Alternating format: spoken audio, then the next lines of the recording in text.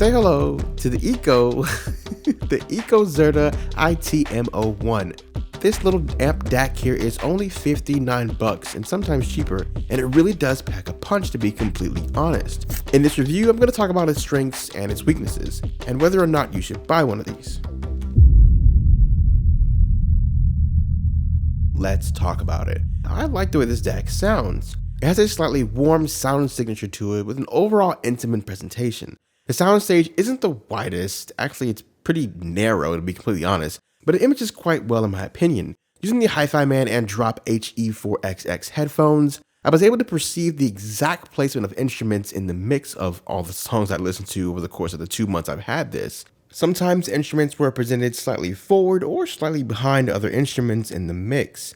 For example, the song On My Knees by Rufus Du Sol. There's a part in that song where there's like these reverse vocals in both the left and the right ear. And on the left and the right ear, it sounds furthest away from everything else that's happening in the song. The DAC does a good job of placing those reverse sounds furthest away in the mix.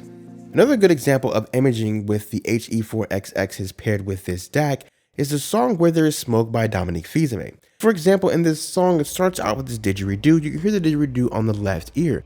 The vocals then come in and fill up both ears, but there's this instrument, there's this drum that starts, this little drum pattern. It starts in your left ear and it slowly sweeps to the right ear.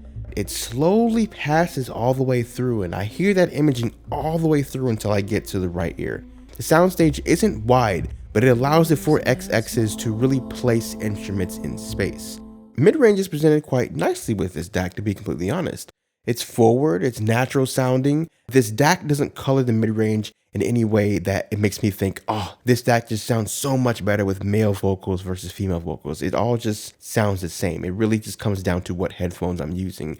And honestly, the same can be said for both bass and treble. It's just clean, clear, nice. It's slightly warm to me, and I've used a lot of Hi-Fi products. I'm an Hi-Fi guy. They've sent me a lot of things to review, and I've just turned around and bought those products because I like the way they sound. And to me, this DAC has a similar sound signature to those products. It doesn't sound exactly the same as those products, but it has a very similar sound to them. Musical to listen to, not fatiguing. So treble is maybe not as detailed as some would like it. Maybe a little rolled off to some people, but I think it's not fatiguing and it just sounds really nice for me. And with the HE4XXs, it allows for that attack. I really like those headphones because they're very quick sounding. Like when I hear snaps and snares and just anything higher up in that range, they have a quick attack to them that sort of tickles and tingles my ear. And I get that same feeling, that same sensation from those headphones plugged into this DAC as I do with the DACs that I've paid a little bit more for. Now, build quality is fine. It's not heavy, it's a lightweight, it's fine.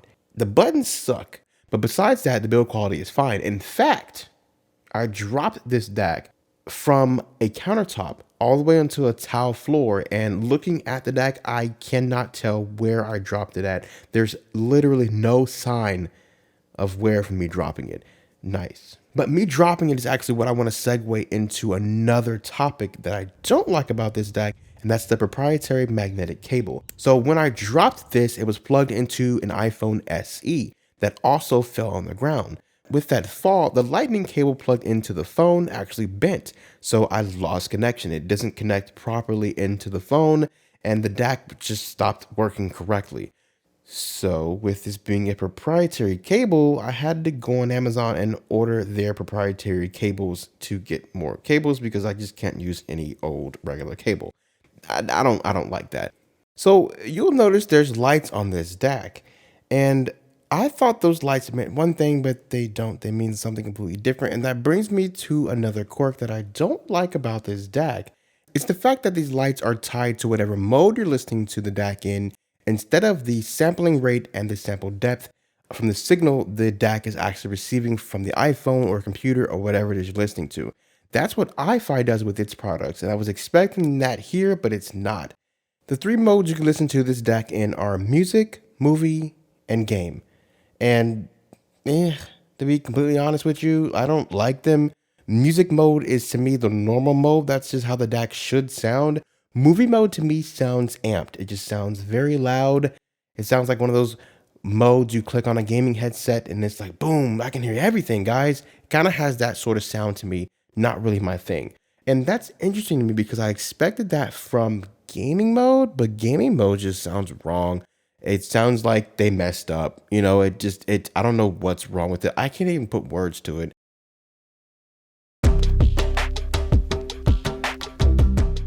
If you're looking for a dongle, you're mad your iPhone doesn't have a headphone jack anymore, you're looking for a dongle, get this instead. It's super cheap. It's only 59 bucks. It sounds great. It's portable. It's lightweight.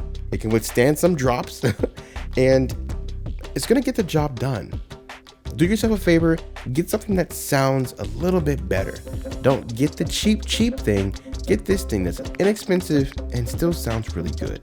Oh, and does support Apple Lossless. Yeah, that too.